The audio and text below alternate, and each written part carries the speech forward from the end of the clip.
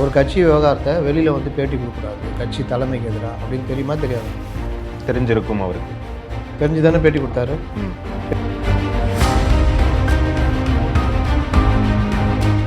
உங்களை அவங்க இயக்குறாங்கன்றீங்க.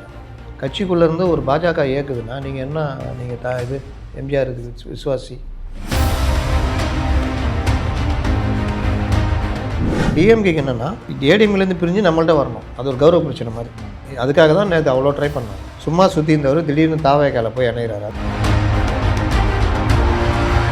புஷியை மீறி நீங்கள் எதுவுமே பண்ண முடியாது. நான் 2-3 நாளாக தான் சொல்லிட்டு புஷி ஆனந்த் தான்